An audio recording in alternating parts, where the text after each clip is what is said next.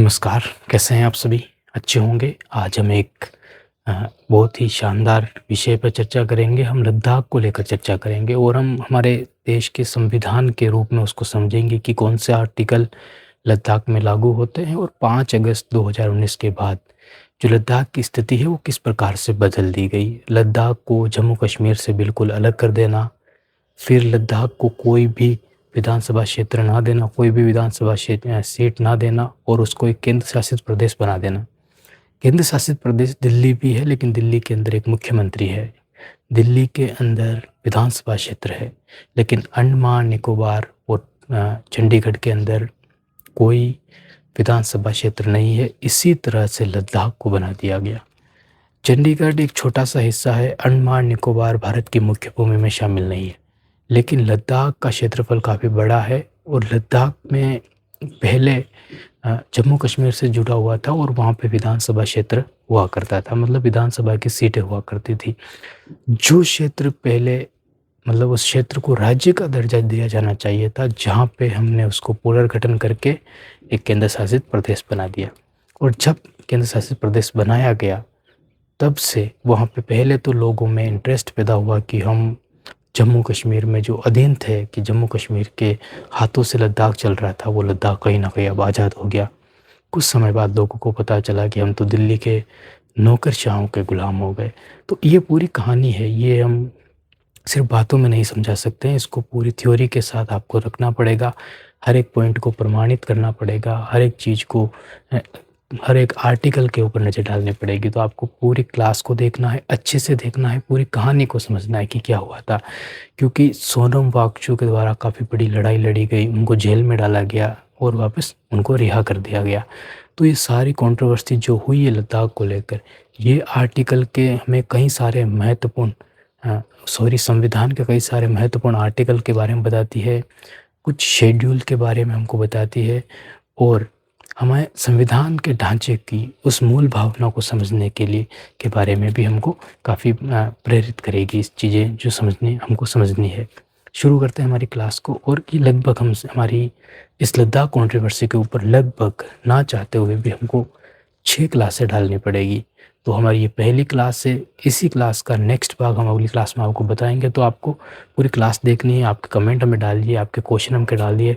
और अगर आपको किसी टॉपिक पे चर्चा करनी है गहराई में कि आपको ये टॉपिक नहीं समझ में आया है, वो टॉपिक आप कमेंट में डालिए, हम उसके ऊपर काफ़ी डिटेल में चर्चा करेंगे। तो शुरू करते हैं हमारी क्लास। हमारी पहली क्लास है लद्दाख का संवैधानिक संघर्ष, जमीन, संस्कृति और 6th अनुसूची। ये हमारी पहली क्लास के टॉपिक है कि इनमें हम इन पे नज़र डालने वाले हैं। अब पहला पॉइंट देखिए कि 5 अगस्त 2019 को लद्दाख का पुनर्गठन किया गया।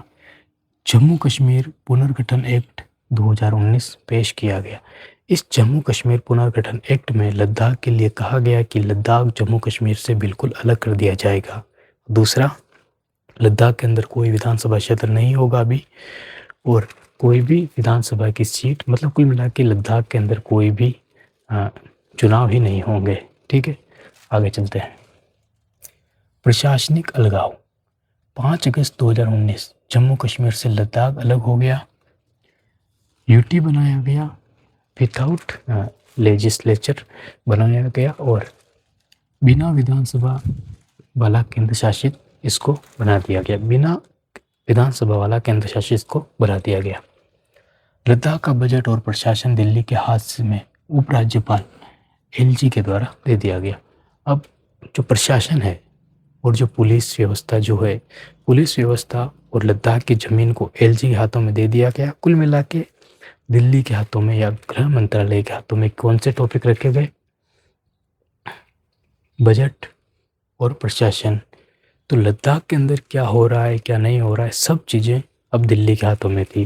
पहले जम्मू कश्मीर के हाथों में थी क्योंकि वहाँ पे विधानसभा क्षेत्र था। अब उनको केंद्र शासित प्रदेश बना दिया गया। तो वो अब सीधी जो चीज़ें आई वो एलजी के हाथों में, उपराज्यपाल के हाथों में आई और सारी चीज़ें दिल्ली के द्वारा मैनेज होने लगी। तो शुरुआत में तो लोगों को लगा कि अच्छा है कि जम्मू कश्मीर से हट गए, अब आज़ादी महसूस होगी। कुछ समय बाद लगा कि दिल्ली के ब्यूरोक्रेट्स लद्दाख को चला रहे हैं। ठीक है, तो ये सारी चीज़ें उनके अंदर शामिल होने लगे या सोचने लगे वो लोग। डेमोक्रेसी डेफिसिट, उनको लगा कि कहीं ना कहीं लोकतंत्र का यहाँ पे हमको कमी महसूस हो रही है। किसको लगा? लद्दाख के लोगों को लगा। शुरुआत में तो जश्न मनाया, लेकिन बाद में कमी महसूस हुई। पहले 4 विधायक जम्मू कश्मीर से आते थे, 4 विधायक चुने जाते थे जम्मू कश्मीर की विधानसभा क्षेत्र से, लद्दाख के थे वो, लेकिन अब तो एक भी नहीं बचा। स्थानीय लोगों ने कहा पहले जम्मू कश्मीर कानून बनाते थे, अब दिल्ली के आईएएस अफसर कानून चला रहे, अफसर चला रहे हैं। पहले जम्मू कश्मीर के लोग कानून बनाते थे लद्दाख को चलाने के लिए, अब दिल्ली के अफसर कानून बना रहे हैं। ठीक है। सुरक्षा का कवच छिन जाना, लद्दाख में जो उनको लग रहा था उनका हक छिन गया है यहाँ पे। आर्टिकल 370 और 35A, ध्यान रखना जो भी आर्टिकल आएगा हमारी अगली क्लासों में, ये सारे मुद्दे अदालत में चले जाएंगे, कोर्ट में चले जाएंगे। तो हर एक आर्टिकल जो कोर्ट में चैलेंज किया जाएगा और क्यों चैलेंज किया जाएगा हम उस पर चर्चा कर रहे हैं। ऐसा नहीं है कि लद्दाख के अंदर वर्तमान में भारत का झंडा लहरा रहा है तो हम उसके विरोध में बोल रहे हैं, या लद्दाख के अंदर भी काफ़ी सारी चीज़ें जो पहले आतंकवादी घटनाएं हुआ करती थी वो काफ़ी सारी सरकार दावा करती है कि कम हो गई तो हम उसको गलत ठहरा रहे हैं। ऐसा कुछ नहीं। जो आर्टिकल लद्दाख के लोगों ने संघर्ष करके अदालत में लेके जाएंगे, फिर सोनम वांगचुक पे एनएसए लगाया जाएगा, हम उस कंट्रोवर्सी को आपके सामने रख रहे हैं और उन बारीकियों पे कह रहे हैं कि क्यों लद्दाख के लोगों को लगा और क्यों लद्दाख के लोग अदालत में गए। तो आर्टिकल 370 और 35A, लद्दाख की ज़मीन और नौकरियों पर सिर्फ लद्दाख का हक था। ध्यान रखना, लद्दाख के अंदर पहले 370 और 35A जब था तब लद्दाख के अंदर कोई ज़मीन नहीं खरीद सकता था, लद्दाख में कोई नौकरी नहीं कर सकता था बाहर का। लद्दाख के लोगों के लिए स्थानीय नौकरियां थी वहाँ पे। ये सारी चीज़ें एक झटके में समाप्त हो जाती। कब? जब राज्य पुनर्गठन आयोग, जम्मू कश्मीर पुनर्गठन आयोग लाया जाएगा, ये चीज़ें हुई और लद्दाख की ये चीज़ पे आँच आई, ये ख़त्म हो गया। यही डर लद्दाख के लोगों को 6 शेड्यूल की ओर ले गया।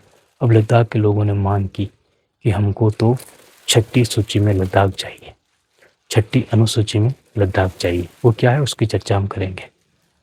लद्दाख का 4 सूत्रीय एजेंडा, सब 4 मांगे उन्होंने रखी, सिर्फ 6th शेड्यूल नहीं, उसके साथ 3 मांगे और थी उनकी। पहली मांग जो महत्वपूर्ण थी, उन्होंने कहा लद्दाख को पूर्ण राज्य का दर्जा दिया जाए। क्या कहा उन्होंने? लद्दाख को पूर्ण राज्य का दर्जा दिया जाए। कोई निर्वाचित मुख्यमंत्री नहीं है, कोई विधानसभा क्षेत्र भी नहीं है, इसे राज्य का दर्जा बहाल किया जाए और ये भारतीय जो संघीय ढांचा है उसके लिए महत्वपूर्ण। देखना यहाँ पे समझना, हमारे देश में जितने राज्य हैं, राज्य ज़्यादा है या केंद्र शासित प्रदेश ज़्यादा है?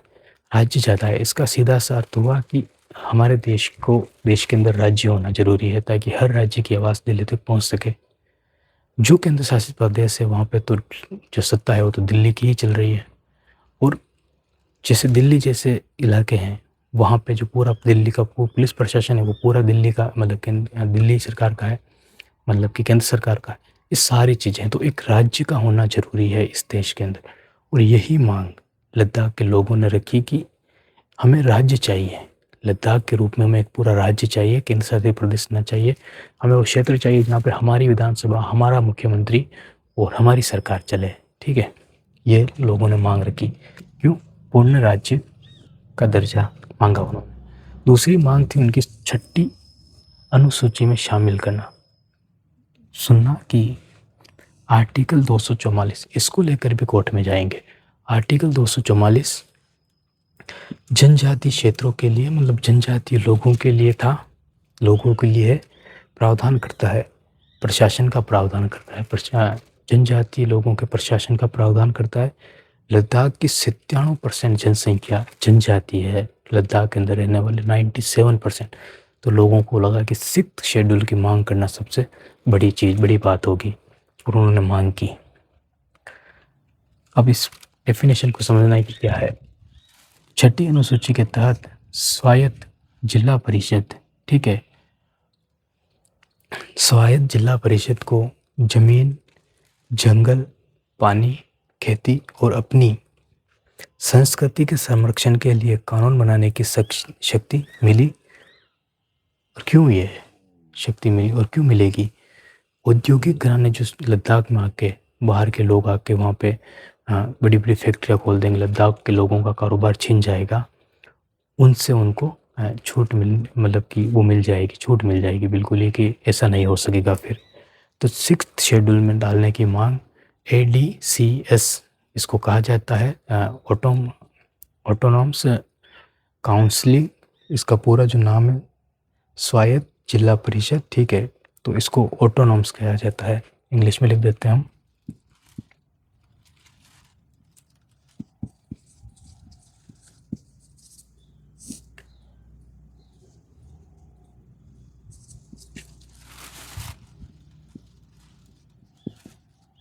इसका पूरा नाम ये है, ठीक है। इसको अगर शॉर्ट में लिखना चाहे तो हम लिखते हैं ADCS,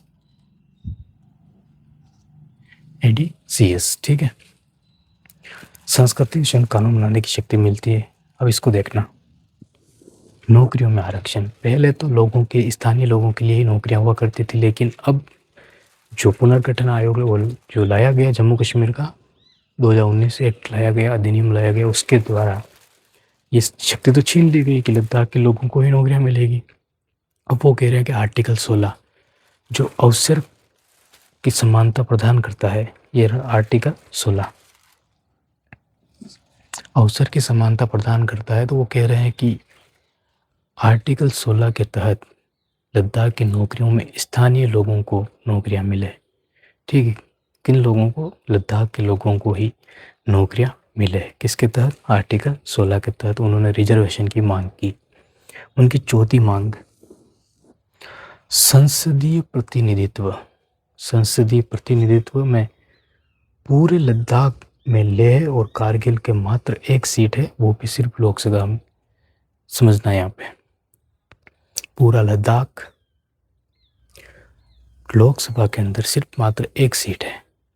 वो चाहते हैं कि कारगिल की सीट अलग हो और लेह की सीट अलग हो, मतलब 2 सीटें, और दोनों सीटें लोकसभा में भी हो और दोनों सीटें राज्यसभा में भी हो। अभी लद्दाख की एक भी सीट राज्यसभा में नहीं है, तो वो कह रहे हैं कि संसदीय प्रतिनिधित्व हमें दिया जाए, कि एक सीट कारगिल की दी जाए, एक सीट लद्दाख की दी जाए, और ये मांग उन्होंने सामने रखी।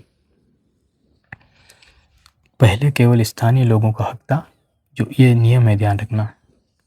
इससे स्टेट सब्जेक्ट के तहत पहले एक नियम था कि स्थानीय लोगों को ही रोज मतलब नौकरियां दी जाएगी लद्दाख के अंदर, लेकिन 6 के पुनर्गठन अधिनियम 2019 लाया गया और ये हक छीन लिया गया।